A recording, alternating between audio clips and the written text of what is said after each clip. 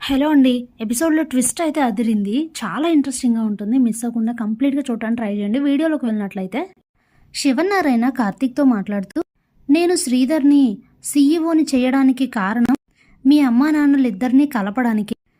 తను చేసిన తప్పుకి నేను తనని కొట్టి తరిమేశాను కాబట్టి మీ అమ్మ కూడా అదే పని చేసింది.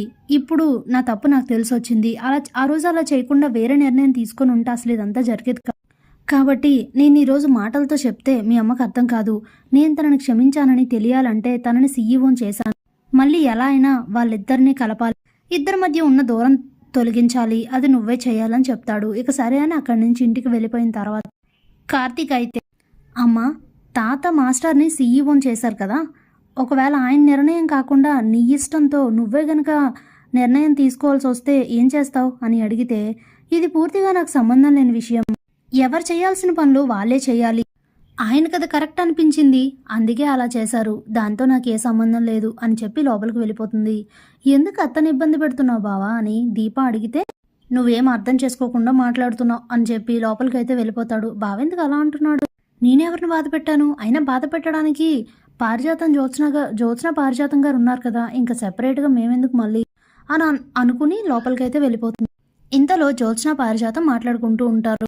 ఏంటి గ్రాని ఇది, నేను ఇంట్లో నుండి వెళ్ళిపోతాను అని చెప్తే జరిగిన అవమానానికే నేను బాధతో వెళ్ళిపోతున్నానని సీఈఓ పదవి నుంచి మావయ్యని తీసేసి నాకు ఆ సీఈఓ పోస్ట్ ఇస్తారనుకుంటే ఇదేంటి ఇలా జరిగింది? నీకు ఇష్టం లేకపోతే వెళ్ళిపోవని తెగేసి చెప్పేశాడు తాత.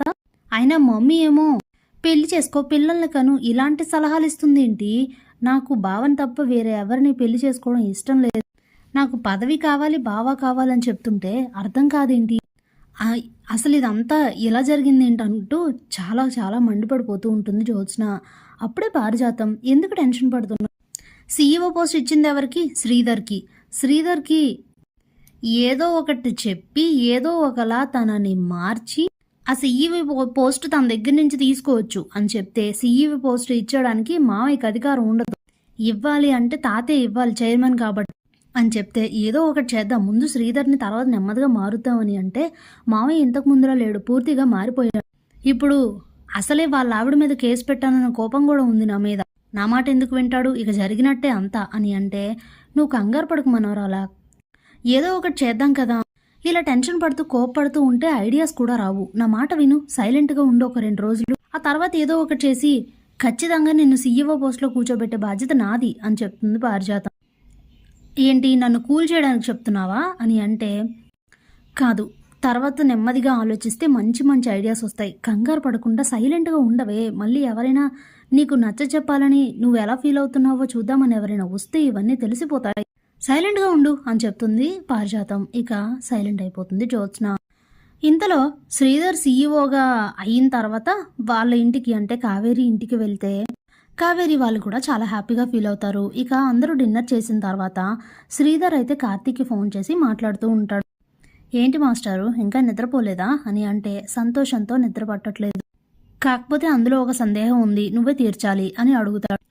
ఏంటి మాస్టారు, దేని గురించి అని అడిగితే, మామయ్య గారు నన్ను సీఈఓని చేయడానికి కారణం ఏంటి అని అడుగుతాడు.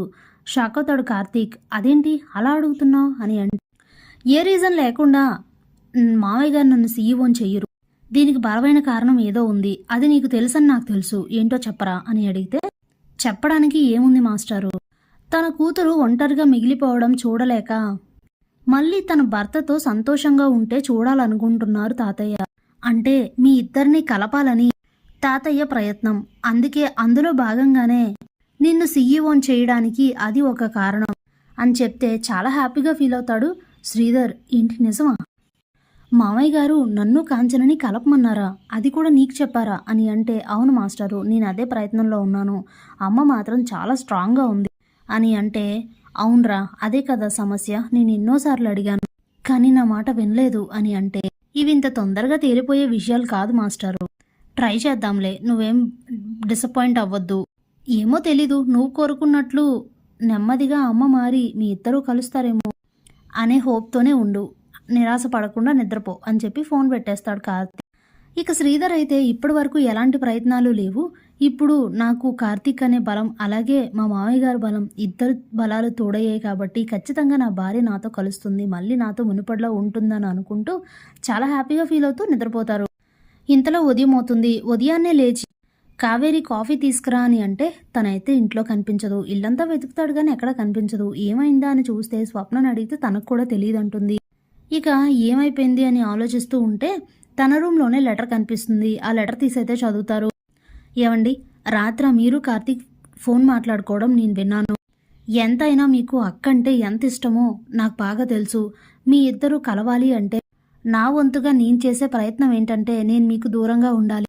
అందుకే మీ నుండి ప్రస్తుతానికి దూరంగా వెళ్తున్నాను. మీ ఇద్దరు దగ్గర అయిన తర్వాత నేను ఎక్కడున్నానో ఏంటి అనేది మీకు చెప్తాను.